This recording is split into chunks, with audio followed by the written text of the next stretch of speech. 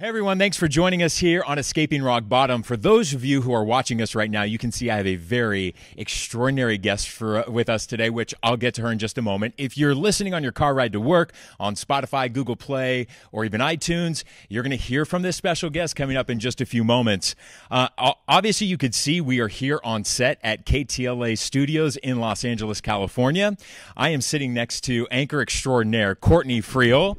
Thank you for deciding to do this with me today. I'm excited to be on. I'm excited to meet you and bring you into our studio, which you used to work at KTLA. It is. I always say this, like the gifts of sobriety to me just continue to compound, and I get these beautiful gifts all the time. I used to work here back in 2008, 2009. You started here 2013. 2013. So, but I had one of our photographers tell me, you've got to connect with Brandon Lee.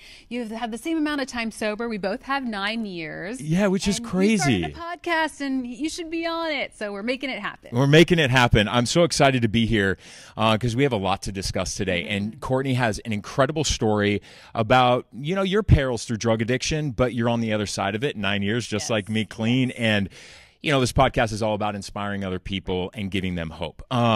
So it's rad to be back here at KTLA. So let's just get right into it.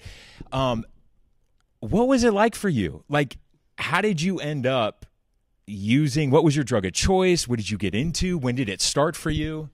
I always say I had a very successful 15-year party career, which included alcohol from the beginning. There was no such thing as one drink for me. It was like I'd be cross-eyed, like going all hours of the night, like crying, puking, disappearing, train wreck, hot mess.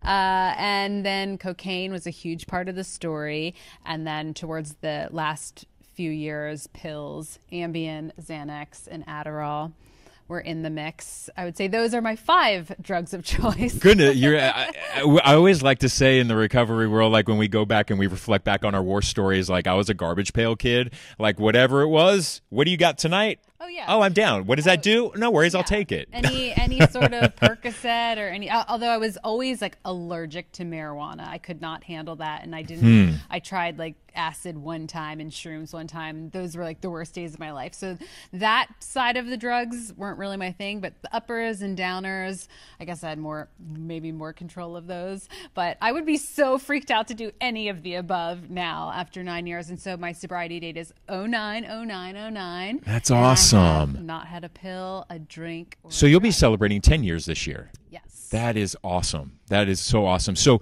but take me back, like, where did you grow up? Because I think, you know, one of the stereotypes that I love to just bust and break when it comes to addiction is that, like, I grew up in Laguna Beach, right? It's an affluent city in America. There was a lot of money around, and like I always say, addiction does not discriminate. It doesn't care how much money you have or where you grew up. But where did you grow up? I'm from outside of Philadelphia. Okay. And look, my dad is an alcoholic, drinks every single day, but he wasn't the type that was beating my mom or not taking pills or asleep on the couch all day. So I didn't understand, like, okay, other people out there can be addicts or whatever, like not anyone like me. And so my story is just that I was really bullied growing up, and I was extremely shy. So then I would internalize the pain. I wasn't going to have any confrontation or even stand up to the bullies. And that just made it worse because then they wanted to be more mean to me. And I just didn't understand why no one liked me and I didn't fit in, which is a commonality amongst alcoholics, I think. Right. But then at 15, I discovered drinking, and I came out of my shell, and people thought I was hilarious, and I'd hang out with all the party people, and I numbed out all the pain on those people. I was like, I don't care what those people think about me. And I was also a work hard, play hard person. I definitely knew early on that I wanted to be in news. All good addicts are. Right. So while I loved partying, my main priority was still becoming a reporter and news anchor. And then while I was working at Fox News Channel, I mean, I was hungover all the time.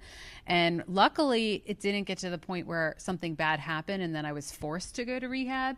So that's why Fox, they took such good care of me when I came to them, and my agent was like, hey, she needs to go get help. I mean, they didn't even make me take disability or any of my vacation days. I was gone for 6 weeks. I went for 28 days. And they were like, thank you so much for being proactive. And I think that's part of the story I like to share too, that you don't have to wait till there's all these repercussions. I saw the train heading towards explosion. Like, I had seen like some videos of myself not even remembering, like I was in a blackout, and I was just appalled at what I saw. And ultimately I ended up with 7 people surrounding my bed in an impromptu intervention. And because I was kind of thinking, all right, I'm either going to die from this mix of stuff that I'm taking, because Heath Ledger and DJM had just died, and I was like, wait, I'm on those things. Or I thought, I'm going to get busted buying coke from some shady dealer and lose my job. And so when I was presented with that, you know, my husband at the time was like, you need to go to rehab or we're getting divorced. And then I listened to what everyone had to say, and it was like, a girlfriend was like, hey, remember you used to steal my Ritalin all the time and in college? And a coworker was like, you know, you've been really like stressed, and you know, everything was becoming unmanageable, so why don't you just take some time for you? So I knew in that moment, okay, I deserve more for my life. Like, there's more purpose for me to be here. And I just knew it would be the best thing that I could do for myself. What was that first year? What was that first year like in recovery? For me, Groundhog's Day. Yeah, I mean, listen, for me, we talk about this thing in recovery, right? The pink cloud.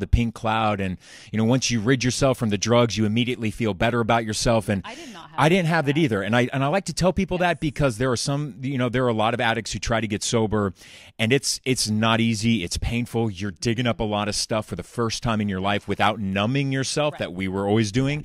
I did not experience the pink cloud in my first year. I'm on a pink cloud now, though. Dude, now my life is like a rainbow unicorn pink cloud. I am out and proud. I want to share the gospel of sobriety. But at the beginning, it wasn't like that. No, and for me, it was extra hard because I had gone from being on Fox News Channel like 5 or 6 times a day, all different shows, to then I just disappeared because they were like, we're not going to tell anyone where you are.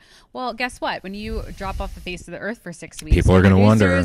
Producers get rearranged. They didn't want to stress me out. Like, then that coincided with management shifts and everything. So I came back and like I could not get on the air, maybe once or twice a week max. And so I felt like I had lost my best friend of partying, and I had also lost my other love, which was my job. So for me, it was extremely frustrating. But I think that the blessing of it all is that because I had a Bill O'Reilly segment and they replaced me on that, but who even cares? I'm alive now, and Bill O'Reilly's not even at Fox News.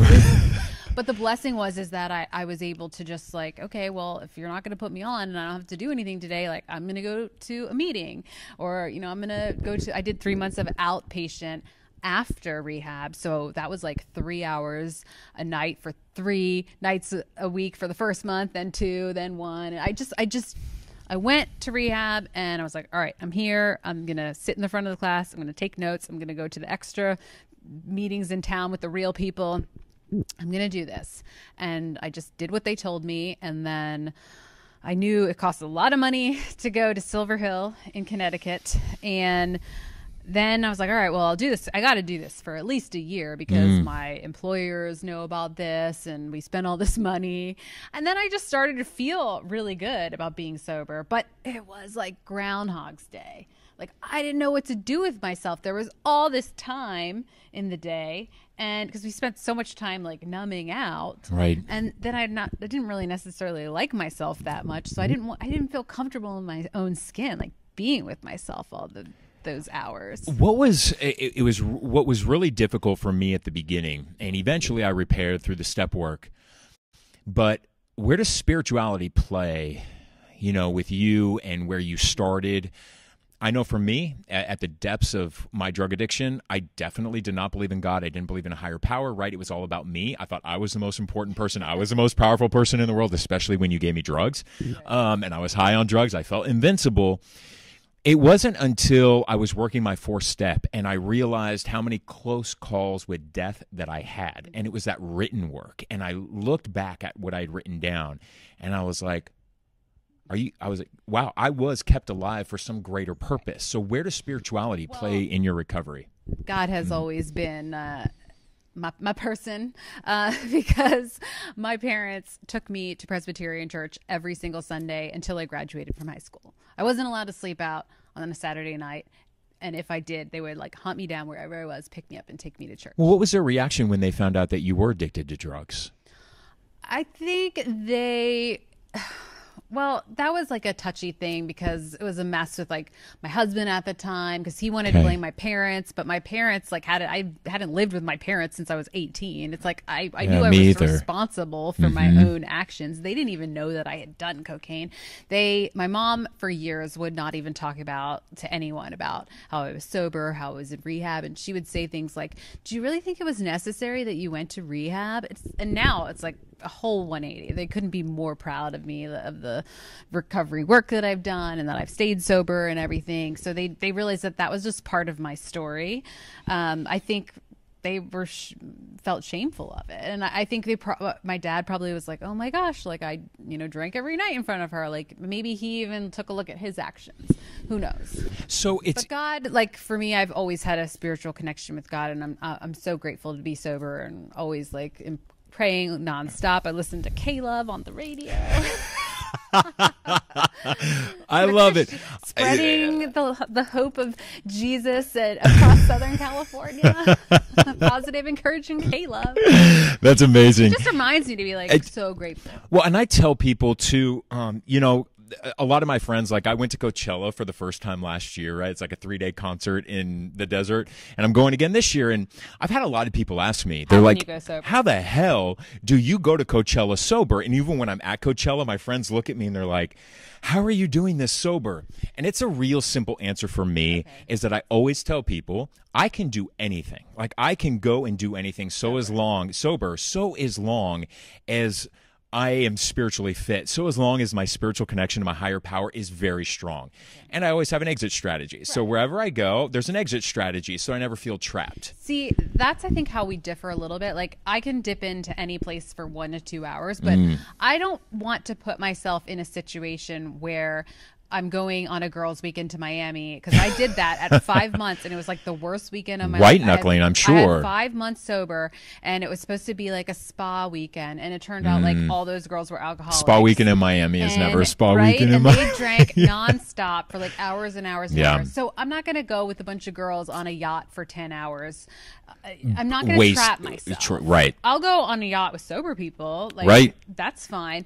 But it's not that I don't trust myself to stay sober. It's that I don't need to put myself in a situation where I'm even around drunk people. Like, I don't judge. I don't preach. I don't care what anyone else does. I'm trying to share my story with the hopes of helping other people. But I'm certainly not saying like, oh, those people drink too much, or she has a problem, or whatever. Like, I don't care. It's just like, this is what works for me. And so I'll come, I just will turn down certain things, but I'm so busy. I'm on this freaking hamster wheel with my kids and work. Like, I wouldn't even have time for a 10-hour yacht party anyways. So, like, we both do the same career. We're both in front of the camera all the time. And one of the things, and I don't know about you, but, this perception from viewers at home and people who follow us and follow our careers. Oh, they think that we'd have a problem. No. And that was the thing. Like, I'd get emails all the time, and they would be like, God, Brandon, your life is just so perfect. Like, I wish I had your life. And that was one of the hardest things for me to deal with, because I'm like, God, you have no idea the struggles that I've been through. And what I wonder is has that ever been a challenge for you? That, people think that because you're an anchor and you're so put together and you do an incredible job behind the anchor desk, that they don't know the real you, that they don't know that you struggle. Yeah, and people will say, we want to know your story. And to that I say, well, stand by. I'm writing a book. Yes. On that. Even though in my book, because so many of the books out there that are recovery-based, I feel like it's all their antics. And the whole book is antics and what rehab was like. And then it's like, I got sober, the end. And you're like, is that person even still sober? I think they rushed to write that book. That's why I'm glad I'm having 10 years sober before even starting to write the book. So that I'm going to focus more on like how to do this stuff sober, how to do dating sober, divorce sober, kids sober, career sober, meditation, pain, how to do stress, life everything. Sober, because as we say, life continues. The last chapter is how to have fun sober. Because I thought when I got sober that I would never have fun again. Oh, but truly thought that I would never laugh again. So did I, and I you realize that the definition of fun just changes. So for me, the perfect fun day would be, I always say this, being in a hammock on the beach, reading a book with like a warm breeze going through my hair with the sunset, and then a couples massage, good sex afterwards. Love it. That sounds like a great night to me. And wait, can we just talk about, since you just brought that up, sober sex? Can I? So much better than it is. But can I say this? For the first year that I got sober, you were not interested in hooking up. Well, my sponsor told me, because I definitely had an issue with sex addiction, so my sponsor told me no dating and no sex for an entire year. Which was a challenge, but I did it. Really? Because you take the drugs away from me, and it's like things wouldn't work. See, I was married, so But it was we all have different stories and how we do it. I got pregnant. I was 8 months sober when I got pregnant. So let me ask you this. So my sponsor and people in sobriety told me when I was young, they're like, trust me, sober sex is going to be the best thing that's ever happened to you. And I was like, that's impossible. And then it did. Yeah. And sober sex, like you're there. Well, like you're so in tune. Every relationship is more meaningful. Events are more meaningful because you're like, right. Oh, I'm going to remember this and I'm going to take in this moment. I travel the world. Like that's my definition of fun as well.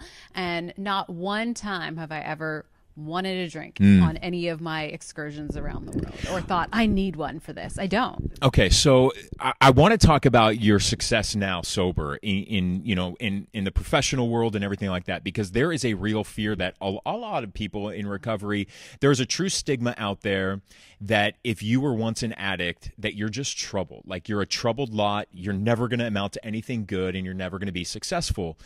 And I think by you starting a podcast, by writing a book and sharing your story, that it'll give hope to other people that, wow, you can have this kind of success. Yeah.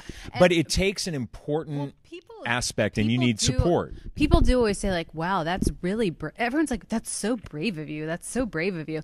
And my last name's Friel, so my whole thing is keep it Friel. I've always been extremely open, like TMI, I don't care. And once you have kids and like there's 10 doctors watching you push your child out of your hoo-ha, like you're like, whatever, I really do not care anymore. I just like, I don't think. Well, what's it like? What's it been for you? Like, how was your boss's reaction? Like when they did find out that you were once an addict, like what was their reaction? Well, I think like because I never had that fear that it would be a concern, like I just all of a sudden just started sharing about it. So I waited till I had 6 years before I started sharing about it. And I know you waited a while. I did almost 8 years, 7, 8 years. I think it can be a disservice to people that come out about it too early soon, because we've seen people like relapse right after going on Oprah talking about it. Yeah. So at that point I had enough credibility in my time sober that to say like, hey, I have 6 years sober. That's like a good amount of time. And then I just started sharing like little tidbits from life, doing things sober. And the amount of reaction that I've had from people emailing me or, DMing me like, how do you do it? Do you have any tips? Like, what can I do in this situation or with my niece or nephew or son or daughter, whatever? And I mean, I try to answer as many as I can, but that's why I needed to write the book. So I can be like, just read my book.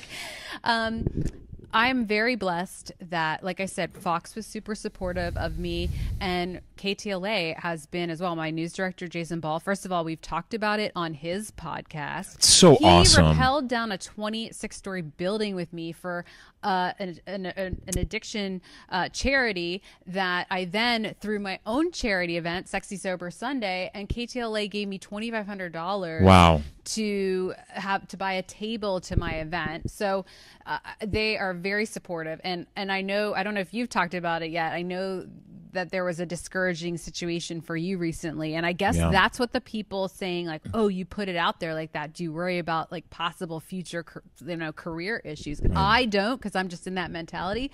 But share what just happened to you. I know. I was going to come back here to Los Angeles. As an anchor, right? That's our dream, is to come back to our hometown and be there. It's tough because it's the #2 market too. So you got to have some talent. And they told me that they didn't think I was focused on news because they found out that I was writing a book and that I wanted to go on the speaking tour because I wanted to go out there and share my story and inspire others to get sober and live a better life. And they felt that that was too big of a distraction. And all of that, wasn't that because someone wrote an article on you? There was an article written about me, and the article that was written about me said, what are you going to do now that you're leaving Arizona? And I said, well, I'm going to focus on writing a book. I want to write a book about, my experience, strength, and hope through addiction because I want to inspire others. And this is the quote that they got hung up on. I said, my purpose in life is to not just read a teleprompter. My purpose in life is to share my story to help others live a better life. Now, I still don't see what the problem is with that. Like, shouldn't we all be better people? Shouldn't you be able to have a job here as a career and still be able to go on a motivational speaking circuit? Like, don't you think that would be a positive thing? I don't really know how I'm going to promote my book because I have zero free time. So that could be a challenge, but I don't know. I think evolved people understand that there is more of a purpose than just being yourself in the daily grind.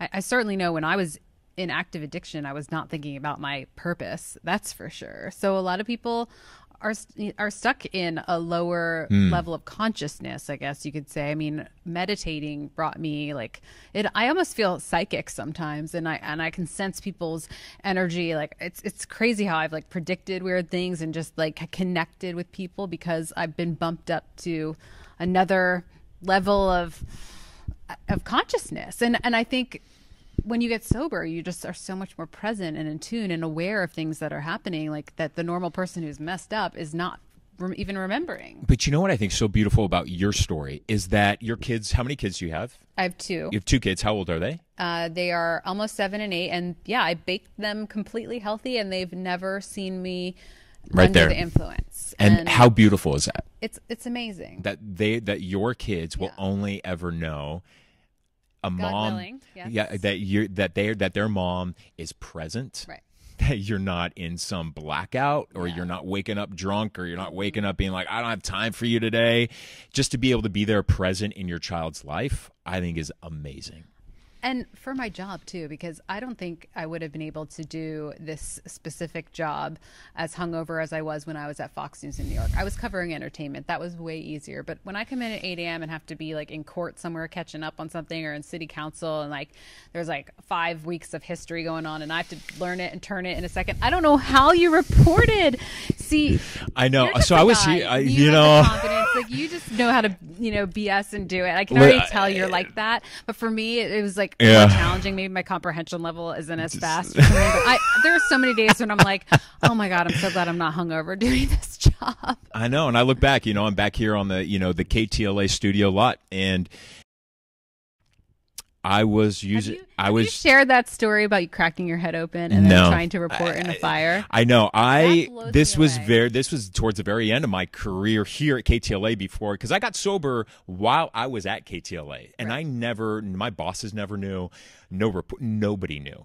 But when I was working here, it was the very height of my drug addiction to meth and GHB. Those were my drugs of choice while I was working at KTLA 5. And, that last week was my rock bottom. I was hospitalized, cracked my head open, blacked out from a drug overdose. And I told the doctor, they're like, we got to do brain surgery on you. And I'm like, I can't do brain surgery. This is like a messed up addict. I'm like, you can't do brain surgery on me today because I got to go to work because there's a brush fire. And they already paged me being like, Brandon, we got to send you to the brush fires. So I had a concussion. I get into my photographer's car here at KTLA 5 and I told him, I'm not going to even mention his name because I don't want him in the middle of it. And I was like, listen, I had a concussion. Just don't let me fall asleep. And we were out covering the fires for 48 hours straight. Smoke could have gone into your cracked head. Isn't that insane? But that just goes to show you the insanity of a drug addict. When we're in it. And you have since had an MRI. I have since had an MRI and miraculous. I went back to Hollywood Presbyterian. They did an MRI and my brain healed itself, which is a freaking miracle. But here's the thing, which I will share is, when I celebrated 9 years on 2/22, I took my 9-year chip and I went back to Hollywood Presbyterian and I went to the emergency room and I brought my chip along with a white rose, and I went back to the ER staff and they all gathered around and I just wanted to tell them, you guys saved my life twice in 2 weeks. You brought me back to life. And I just want to let you know that I know what you deal with on a daily basis, but you saved my life and I got sober, and here I am 9 years sober.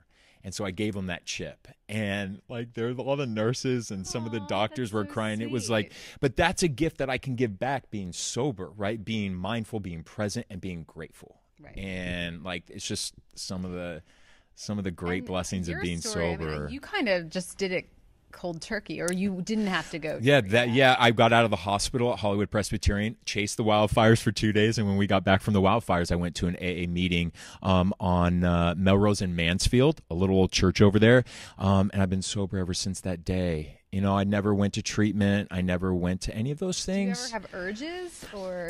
You know, I think, let me ask you that question too, and I'll share. I do. I not urges, but I definitely romanticize about it once in a while. Like, I'm able to fast forward the tape and like dismiss it real quick, but I tell people, I'm like, there are moments sometimes in the day where I'm like, oh, you think about that like meth sex, or you think about that stuff and you're like, oh, it was so good. And then I'm like, remember what you felt like on Tuesday, you know? Well, I just am able to recognize the times where I'm like, oh, this would have been a time where I would have just gone home and like gotten shit-faced, because I mean, I general assignment reporting, you have some emotional stories. Like the Las Vegas shooting, that was the worst story of my career so far. It broke during my show. I was like in Vegas.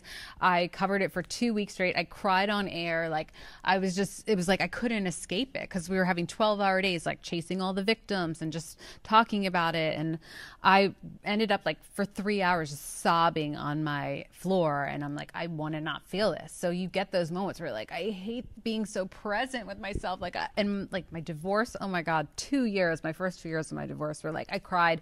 I would be anchoring this newscast on the desk behind us right here, and I would have this lump that was literally like up to here, and I would get off the air and I would just sob my way home for a half hour, just cry nonstop. I did that for like 2 years. But you never used. I never used. So it is possible to I would deal with life on life's terms. I just like eat carbs. I jump in the shower and then I go to bed. I meditate and then, you know, work out, like all those things, whether it's like I'm going to go for a walk on the beach, or there's so many other ways to cope with it. And I'm proud of my sobriety. And it was like, I enjoyed it. It's always so scared real. The crap out of me. You wake up and you're like, oh my gosh, yes, I'm so glad I didn't relapse. I'm sober. So I love it, and I hope to be sober for the rest of my life. I think that is entirely possible to do, but it's one day at a time. And like, as long as I am in constant connection with God and doing the work on myself with all of the different things I grasp from. And I'm going to ask you one last thing. Okay. What's the one piece of advice that you give? So much of the feedback that I get are families who are struggling with a loved one who's an addict. And those families feel so hopeless and helpless. But what they tell me is they're like, but your story gives me hope that my loved one who's an addict can get themselves out of rock bottom. What do you tell to the families of those who are suffering? It's funny because it's not funny, but like I'm going through that right now with someone a couple people who have asked me for advice, and I'm kind of like hardcore. I'm like, you're enabling. You need to take that person out of your house and give them ultimatums. And if they're not, you can't afford rehab, then fine. You tell them go to 3 meetings a day and like have them bring their chips, that their newcomer chips that they actually went, or have them repeat what was said at those things. Like so many people like aren't willing to do the work, or it's like, okay, go to an Al-Anon meeting then. And people don't want to do the work. I think they just want to complain and be heard, and then they'll stop communicating with me. Like when I suggest those things, they like ghost out. It's the exact same thing. Really? I always suggest parents, the first thing I always do when they're struggling, I immediately just go online for them to take that step out of them. And I will like, what city are you in? And I find out what city, and I find the Al-Anon meeting. I find them a time, and I give them 2 options. I said, those are your 2 options. The moment you go to those meetings, then you pick up the phone and you call me back and you tell me what was discussed at those meetings. Wow. And more often than not, I never hear back. Yeah. But you got to do the work. Yeah. Like it's as simple as that. If you're not going to, stand firm, because that is the only way you're going to get through to someone. If you keep like funding them nonstop, it's enabling. Yep. It's the same thing. And yes, of course we don't want our child to die, but if if there's any, they're like, but no, I don't want him to take his own life, or I don't want him to overdose. It's like, well, don't enable him. I don't know what to tell you. That's called enabling. And so then if they're not going to stop that, then they should go to Al-Anon. That's awesome. And do the work themselves. Yeah, it's so true. Thank you so much for being open. This is awesome. It's so cool to be back here at my old stomping grounds. Thank you for sharing your story. Cool because my boss okayed you coming in here to talk about recovery here in the studio. So Jason, I know is going to be watching this, I'm sure, just out of pure curiosity. So Jason Ball, news director, vice president of news here at KTLA. Thank you, my friend. Thank you for being a cool boss even when I was here, and thank you for being cool enough to allow me to bring my podcast here to KTLA so that we can share our experience and strength and hope with all of you who are listening and who are watching. So you can watch this at escapingrockbottom.com. You can find it on iTunes and Spotify. And we'll see you back here next Wednesday. Thank you, my friend. I'm so glad we connected. You're amazing. Thanks for listening to me. All right, we'll see you guys back here the next episode.